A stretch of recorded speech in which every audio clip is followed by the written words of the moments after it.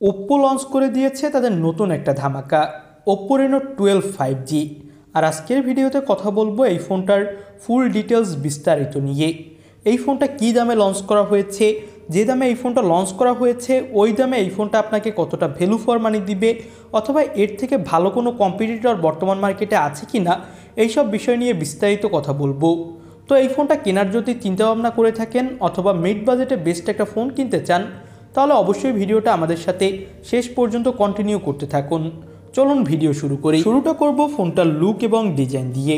ফোনটার ডিজাইন বেশ ভালো দেখতে এবং এখানে কয়েকটা কালারের কম্বিনেশন রাখা হয়েছে ব্যাক প্যানেলে, এবং ব্যাক প্যানেলে যে একটা টেক্সচার দেওয়া হয়েছে সেটাও দেখতে ভালো লাগছে।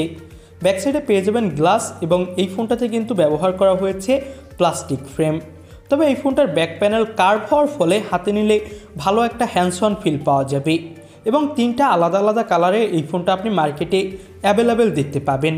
তো ওভারঅল যদি বলি তাহলে ফোনটার লুক ডিজাইন আমার কাছে এক কথা টপ ক্লাস মনে হয়েছে, এবং এই ফোনটা IP65 সাপোর্টেড। এই ফোনটার ডিসপ্লে হলো 6.7 ইঞ্চি মাপের, যেটা full HD plus AMOLED panel, এবং এটা মিডল পাঁচল কাটিং একটা ডিসপ্লে, এবং এর রিফ্রেশ রেট দেওয়া হয়েছে 120 হার্টজ, আর এটা HDR10+ সাপোর্টেড ডিসপ্লে।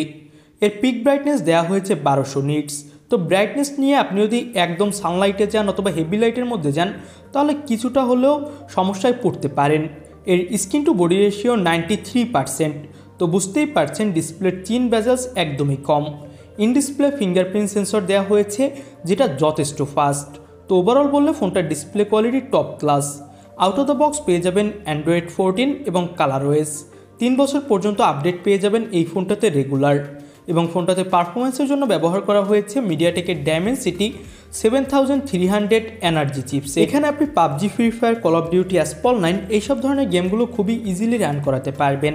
এবং ফোনটাতে LPDDR 5 RAM এবং UFS 3.1 স্টোরেজ ব্যবহার করা হয়েছে, যেটা ফোনটাকে আরও বেশি ফাস্ট করেছে। আর এই ফোনটাতে আপনি পেয়ে যাবেন 5000 mAh ব্যাটারি আর 80 ওয়াটের ফাস্ট চার্জার, যেটা দিয়ে খুবই দ্রুত এই ফোনটা চার্জ করা যাবে। 46 মিনিটের মধ্যে 100% হয়ে যাবে।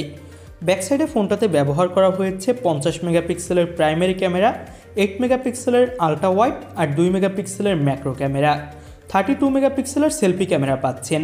ফোনটার ব্যাক প্যানেলের ক্যামেরা দিয়ে তোলা কিছু ছবি আপনি দেখতেই পাচ্ছেন, ভালোই ডিটেলস পাওয়া যাচ্ছিল। আলট্রা ওয়াইডও অনেক ভালো কাজ করছিল, ব্রাইটনেসের কোনো ধরনের কমতি নেই। সব মিলিয়ে ফোনটার ক্যামেরা কোয়ালিটি মোটামুটি লেভেলের। তবে 2 মেগাপিক্সেলের ম্যাক্রো ক্যামেরা অবশ্যই এখানে হতাশ করেছে। এখানে যদি একটা 8 মেগাপিক্সেলের টেলিফোটো ক্যামেরা দিত অথবা 5 মেগাপিক্সেলের ম্যাক্রো ক্যামেরা দিত তাহলেও অন্তত মেনে নেওয়া যেত। এছাড়া এই ফোনটা দিয়ে আপনি 4K তে ভিডিও রেকর্ড করতে পারবেন সামনে পিছনের 2 ক্যামেরা দিয়েই।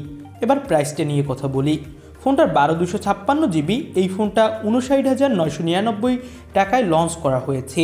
তো এই দামে কোনোভাবেই আমার কাছে এই ফোনটা ভালো লাগেনি, অনেক বেশি দাম মনে হয়েছে।